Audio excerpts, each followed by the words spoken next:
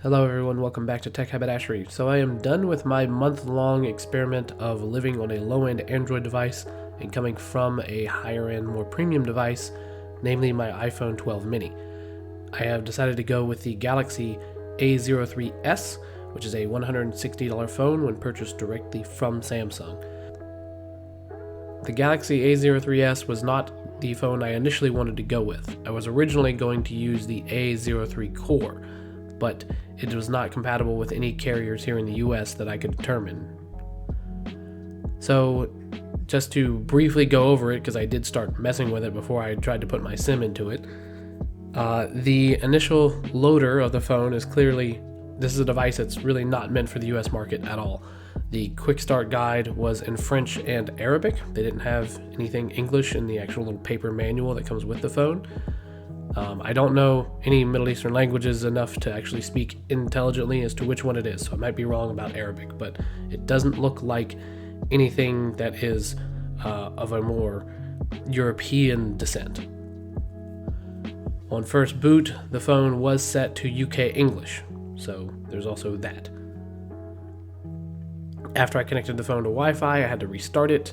The time zone was set to China, and the detect automatic date and time zone was on, but for some reason thought that I was in Beijing.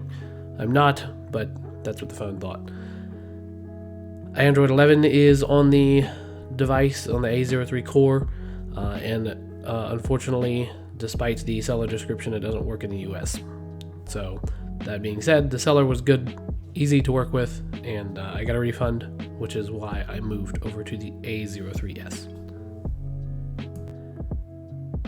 The internal specs of the phone are pretty modest. They're not anything to be excited about. This is running a MediaTek Helio P35 from 2018. It has 3 gigabytes of RAM and 32 gigabytes of eMMC 5.1 storage. I'm going to talk about the cameras briefly. It has a 3-camera system, and I'm going to put some examples of the pictures up on to the video here, so you can just watch that if you want while I discuss this. So the cameras are pretty low quality. If there's any positive to them at all, it's that in low light settings like evening shots where there's still a little bit of light in the background and your environment is somewhat well lit, then it actually does better than I would have expected. Generally, it's pretty poor overall. There's no telephoto option on this. Even the front-facing camera, I'm not somebody who's big into selfies. If I was, I would be embarrassed to take a picture of myself with this thing. If you are somebody who is into selfies for social media purposes or whatever it is that you do, this front-facing camera is not going to flatter you in any way. None of this is necessarily unexpected, but when you're coming from an iPhone, it really drives home the point of what you're sacrificing in order to get these low-cost entry-level devices. When it comes to audio, this is a mono speaker setup. It's not a terrible speaker. It's actually pretty good, even at max volume. If you're listening to podcasts or audiobooks, it doesn't distort very easily. Music, however, does get distorted. It doesn't have a whole lot of range to it when it comes to audio playback. But for what it is, it's actually reasonably competent if you are a audiophile in terms of the spoken word.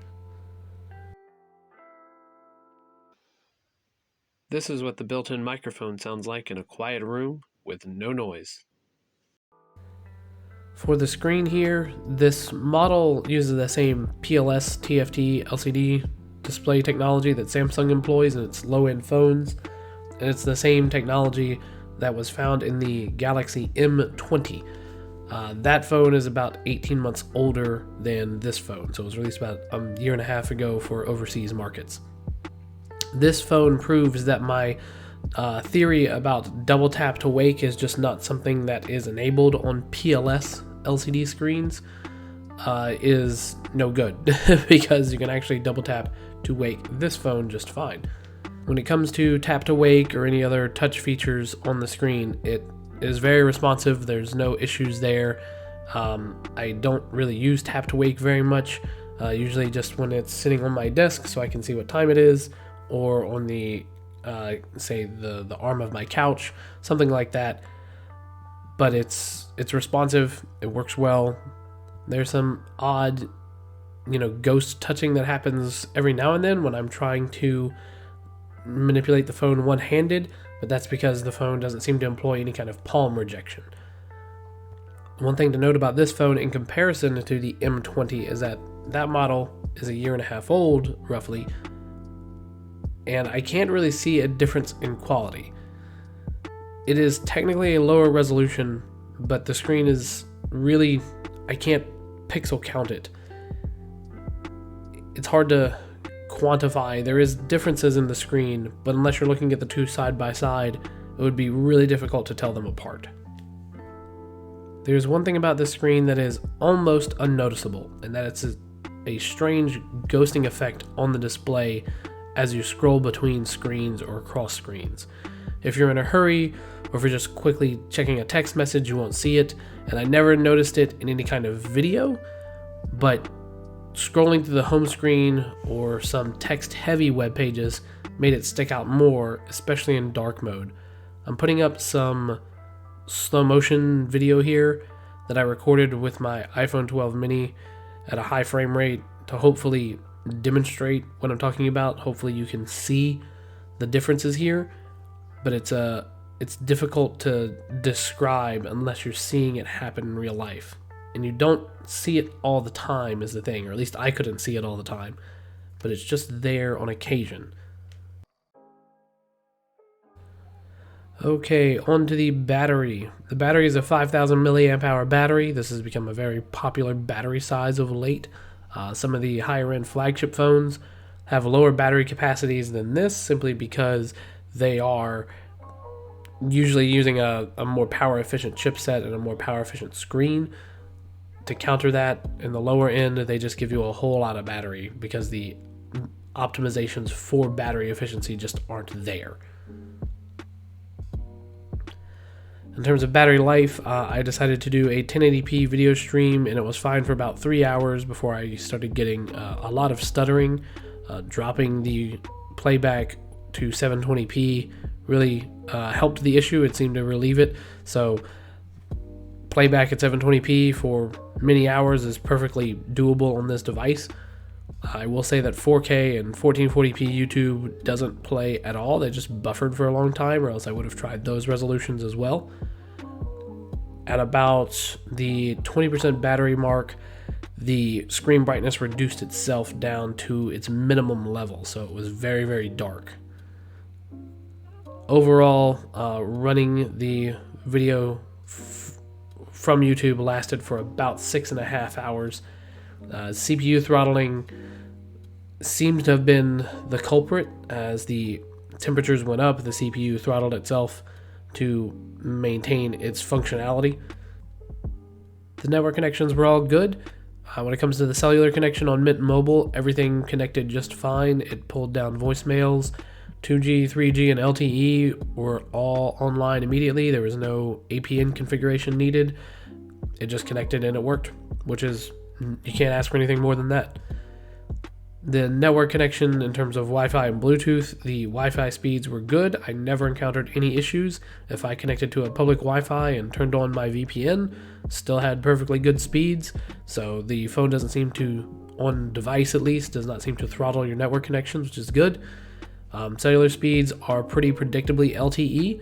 I think that they are probably a little lower than what I might have gotten when I was a T-Mobile customer directly. So I think Mint Mobile's highest speeds are not quite at the same level as a T-Mobile direct customer. Regardless of that, the speeds have been sufficient enough to manage streaming 1080p YouTube or Netflix without issues in short stints, 20-30 minutes. Web pages pull down data fast enough. There are some stutters when the phone is trying to load a large set of multimedia on these web pages. So places like Android Central or Android Authority that have a lot of ads or prompt, have video ads and that kind of thing.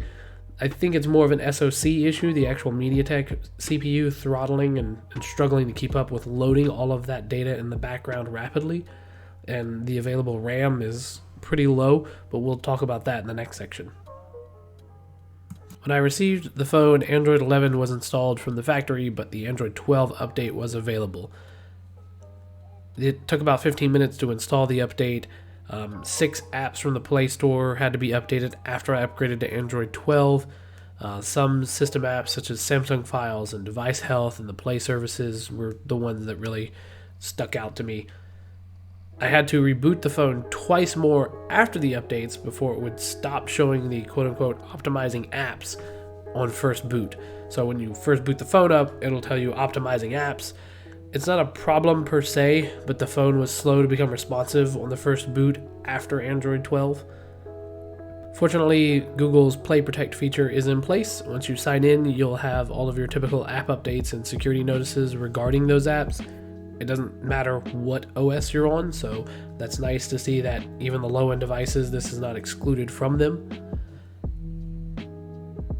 As with the Galaxy M20 though, the Samsung apps appear to have default access to everything. So Google and Samsung both can continue to monitor you and what you're doing. So I would say go through and get a debloater script like I did, or go and disable every single app that you don't need running.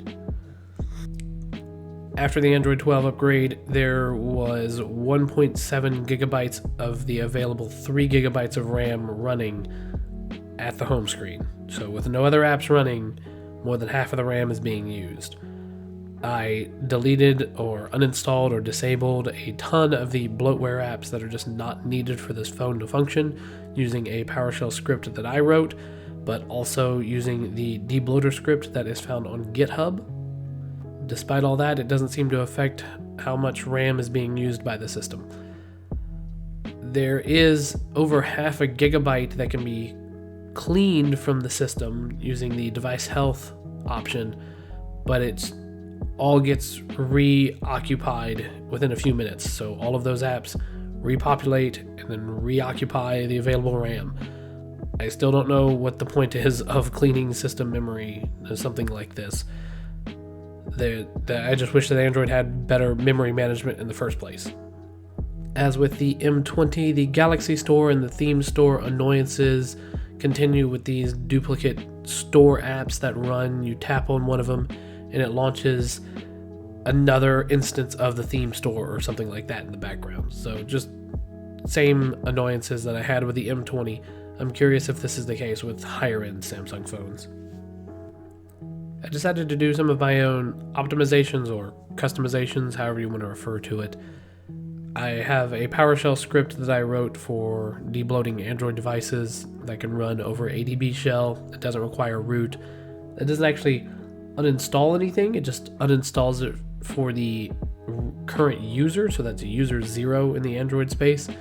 All this does is it removes the app from accessible memory and accessible storage. The contained APK is still part of the factory restore image, and if you ever created a second profile on the phone, they would get reinstalled. But for the purposes of how I used it, this is effectively uninstalling the app. So with that being said, it did reduce the RAM usage down to 1.2 gigabytes out of 3 gigabytes of RAM. Unfortunately, after the Android 12 upgrade, I had to rerun my cleanup script, and it found that 3 apps were reinstalled, or rather re-enabled. Facebook, Samsung stickers, and the Samsung Game Tuner, which is part of the Samsung's game optimization service. And if you've ever seen any of the controversy around that, you know it doesn't really optimize anything. I personally only take issue with Facebook as a personal frustration. Facebook, you never really know what it's doing on your phone. It's going to reach out to as many different devices as it possibly can, as many services as it can. It's just a privacy nightmare. So I personally have a great disdain for Facebook. As far as what is available from the Play Store, if you look at the Play Store interface for available storage, it tells you that there's only 24 gigabytes free. So a 32 gig device, you have 24 gigabytes free. Your OS is sitting close to 8 gigs. So that's a pretty hefty amount. I mean, there's older Windows installs that weren't that big. I also think this RAM Plus feature is partly to blame, as it partitions off a section of your storage for the sake of using it as a type of page file or virtual memory. It will push apps that haven't been used in a while into that location on memory, on the storage, to act as this virtual memory. As a result, the system has more theoretical RAM available to it. The downside to that is, in using your storage, that limits the number of apps that you can actually install on the system. This phone has a similar physical design to the Galaxy M20, in that there is a slightly raised edge to the display. The design is much more subtle here, however, and doesn't make the phone uncomfortable to use. The M20 had the PLS LCD seemingly just slapped on top of the plastic frame, while this has the display panel actually recessed into the frame of the phone just a little bit. Or it could be a type of protective glass that's thicker. It's not a branded type of protected glass as far as I can tell, so it's not Corning or anything like that. And the point is that it's not a perfectly rounded glass to body merge, but it is a significantly improved handling experience over the M20. In comparison to the iPhone 12 mini, this is a much bigger phone, so it makes it much more unwieldy when it comes to single-handed use. The fact that the screen is not flush with the body does also contribute to the difficulty of one-handed use, but the larger display in two-handed use is actually nicer to have. It is not a nicer looking screen. It is not a nicer quality screen for sure. You're looking at a low-end LCD versus an OLED display. So the iPhone 12 mini has a much better quality of display, even if it's significantly smaller. Alright, for my typical day-to-day use of the phone, just some observations about it. If you ever have to restart or reboot the phone, sometimes it takes over 4 minutes for the phone to boot. I would actually say about 4 minutes is pretty typical, sometimes 5. There was one time, but only one time, that it took over 7 minutes to actually boot up to the point where it prompted me for my password. Many applications in usage, they stutter quite frequently. There's hitches and just generally a poor experience when moving between apps. Sometimes app content takes a long time to load on the first open of the app. So once it's loaded, it's usually pretty quick, but that initial load can take quite a while. Occasionally there's performance issues when scrolling through multimedia heavy websites, as I've discussed previously, and game performance on this device is overall pretty suboptimal.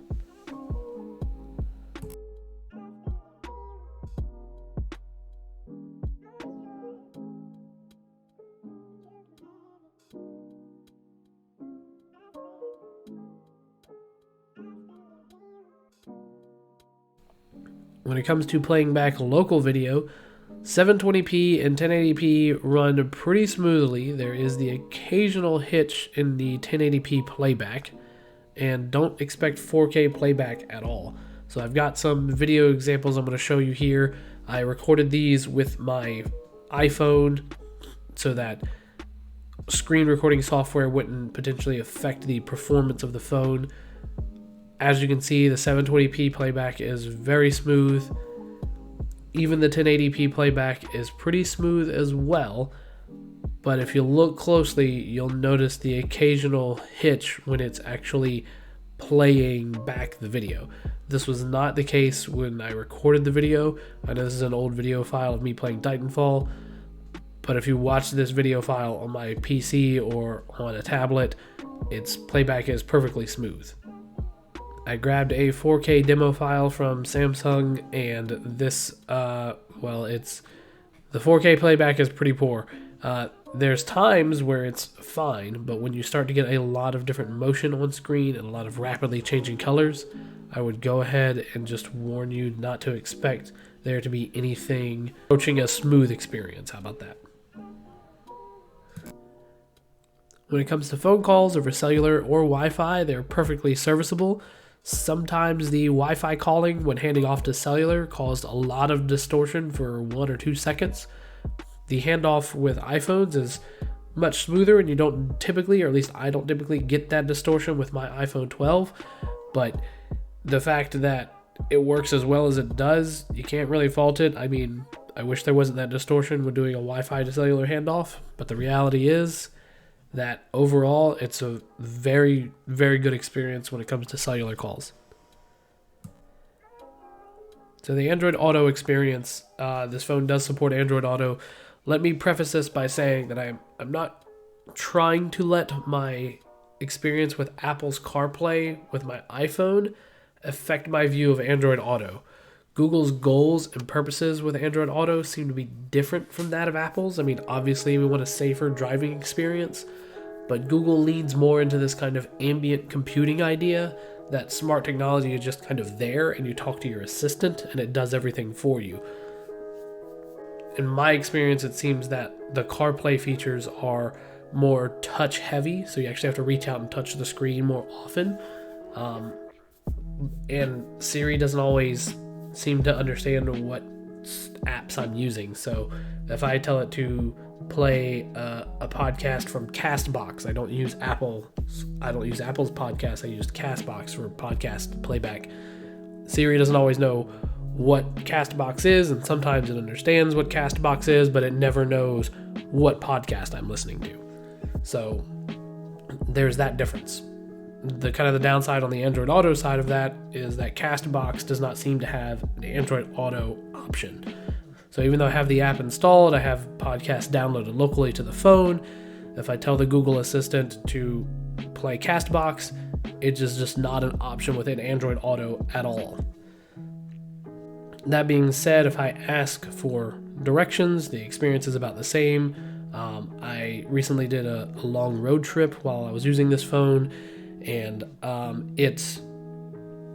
can see why people like Google Maps more than they like Apple Maps. And I hate to give, as somebody who used to work for Apple, I hate to give Google credit for anything, of course, but the reality is that Google Maps is a significantly better experience in terms of actual awareness of what's happening when. So now we will get into the part that many of you are here for, which is the gaming section of the review. I decided to go with Apex Legends for an FPS game. Needless to say that this is a pretty poor experience. I mean, there's major graphical issues straight out the gate. Dropping through the map, there's glitches. Overall responsiveness is very slow. I somehow managed to get 2 kills in this match, but there's no way I could ever play against anything more aggressive than bots and expect to walk away with a victory. I decided to go with a 2D game as well. I chose Fate Grand Order. It seems reasonably popular, and it's completely 2D. There is some micro stuttering that can be noticed, but overall it's quite playable. The phone doesn't seem to get especially warm either with these type of 2D games, so this is probably something you can do, but still expect some performance issues with the 2D games. I didn't bother with any other games because realistically, this phone just isn't meant for them. With only 32 gigabytes of available storage and only 24 gigabytes that's actually accessible, and a very underpowered GPU, I'd strongly encourage you to look elsewhere. For example, I usually like to put on Genshin Impact and just run around the main field area just to get an idea for how the game plays, but even if I uninstalled every app on this phone, it would only barely be enough space for Genshin to actually install all of its updates. So I just didn't even bother with it. Again, not a gaming phone. Don't look forward to a good gaming experience on this type of phone beyond anything that's a fairly simple 2D game. Alright, just some other things to note about the phone. The swipe keyboard that comes from Samsung is nice and fast. It's more accurate than not and is very feature rich. I've had more success with swiping words into the keyboard and it getting the words correct than I do with my iPhone, for example. The phone is pretty well balanced for one-handed use, but if you're somebody who has smaller hands like me, it's still quite heavy and a little unwieldy. As for some other issues or complaints that I have about the phone, At this price point, the device has no type of hardware encryption, so there's no Samsung Knox chip at this price tier. You need to upgrade to the A03 5G, which is a $500 phone, to get that kind of functionality. Performance of the phone, especially after wake up, if the phone has been sitting idle for anything more than 15 minutes, it seems that it takes several more seconds to actually get warmed up and running. It really kind of hurt to learn that this MediaTek SoC is from 2018 on a phone that was released in 2021. At this point, it's a 4-year-old SoC. I mean, some people say it doesn't matter for daily performance, but I'm not so sure that that's true after living through this experience. There are also micro stutters just across the OS from time to time, scrolling through menus, loading web pages, that kind of thing that we've discussed before. And the selfie cam, as I have said, is just terabad. It's atrocious. And just some final observations and speculations. The bedtime mode causes the whole screen to go grayscale. This caught me off guard, as I'd never seen this on any other Android phone before. But I don't know how useful it is to have everything grayscale, but it's a nifty idea at least. The fingerprint sensor in the wake from idle performance may not be in fact related to the fingerprint sensor. In using this phone extensively now, I think it might be related to just the overall poor system performance. My hypothesis for this stems from the fact that the experience seems to be significantly improved, although it is not a good experience yet, after running the Android debloat script 2 weeks into my experiment. So I hadn't received any Samsung OS updates, just the Play Store app updates, but it had quite a number of services re-enabled that I'd missed. So when I reran the debloat, it disabled these services, and the wake from sleep and the fingerprint reader was much faster. The point being, after the OS debloat, the fingerprint sensor responded much better all around. Still wasn't perfect, and it wasn't as fast as I'd like, but it was better. So my overall recommendation for this phone, well, it's a $160 phone direct from Samsung where I bought this one, and it is a seriously lackluster deal. Even at $130 on Amazon, this isn't really the phone I would pick. Ultimately, the A03s and the M20 are equally bad phones in different ways. The M20's physical design is worse and cumbersome to handle overall. The general user experience is pretty poor with it as well. The A03s has a better physical design, costs less, both used and new, but additionally has a much, much weaker SoC. As a result, it's got an even worse user experience. Doing it over again, I'd pay $100 or $110 at a stretch, but not any more than that. Fortunately, these are all over eBay. They're locked to a carrier for like $60 or even less. In that regard, the A03 is a much more serviceable device when comparing it to the M20. As for a comparison to the iPhone 12 mini, well, I think I'm kind of coming around to the larger screen size. It's proven to be nice for anything that requires more than a few minutes of reading. I don't typically watch videos on my phone, but this might make me change that behavior. It's nice having the larger screen that you can see without holding it as close to your face. Its significantly longer battery life is a major comfort to have. I mean, for whatever other failures this phone has, the A03 has really long battery life if you're not using it too heavily. I mean, you can get more than 48 hours with this thing. I never felt pressure to have my battery topped off regularly, but I find myself hunting for my iPhone's MagSafe adapter more and more frequently. So if there is one downside, the MagSafe or wireless charging that comes with the iPhone or some nicer Android phones is you don't realize how much you miss it until you don't have it type of deal. That's about where the positives end though. Charging from a wall outlet is fine, especially since I have a higher wattage Samsung charger. However, given how big the battery is, it takes forever to charge using a laptop or a charger port in a car. And the phone discharges faster than your car outlet is going to recharge the phone. So you're never going to keep your battery at a consistent level if you're navigating with a GPS, for example, while you're in your car. The larger screen is nice, but it's a much lower quality than that of the iPhone 12. That's not unexpected at this price point, but it really is a stark contrast. The audio is good, but isn't anything meaningfully different to me between the two devices other than the single speaker to stereo speaker setup. The scanner is slow, or at least it's slow as a result of the middling SoC that's in the system. Regardless, it's pretty bad either way as far as the user experience is concerned. As for the software experience, well, the initial setup is pretty rough with Android as usual, and the fact that I personally find it necessary to debloat anything from unnecessary apps and background services speaks volumes to how poorly designed the software is for this hardware. And I'm talking useless services like constantly looking for a new email even when you don't have email apps installed. Yet the fact that it can be debloated is significant and meaningful in itself. It gives the impression that your device is very much your own device, but note that I'm saying it gives the impression that it's your device because you can't really stop these services permanently. Initial setup aside, I can't say that there was anything that I missed from my iPhone. My banking apps, my podcast, GPS navigation, and everything else I typically do on my iPhone, I can do here. I miss the NFC and I miss the tap to pay a little bit, but most debit cards and credit cards have an NFC chip in them to process payments now, so I can't really say I was left longing. What I did miss, as somebody who likes the security blanket of encrypted hardware, is the encrypted hardware. Without a Knox chip, the phone isn't securely encrypted in the way a nicer A-series or an S-series Galaxy is. I've never had my phone stolen, but if I did, I'd feel better knowing that the hardware encryption was in place. Fortunately, Find My Device with remote wipe is always an option, so long as cellular or Wi-Fi access is available to the phone. I do think with some more powerful hardware and a little more RAM, Android 12 would be a very nice change of pace from the rather bland iOS experience that we have these days. As a longtime Apple fan, that's a bit hard to swallow, yet it remains true. I think I'm going to give the A23 5G a try next.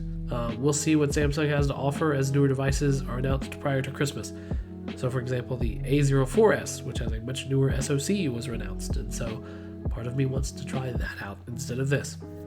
At any rate, this is the end of the episode. Thank you for watching. Any questions or concerns, comments, put them down below, and I will see you in the next one. Thank you and have a great day.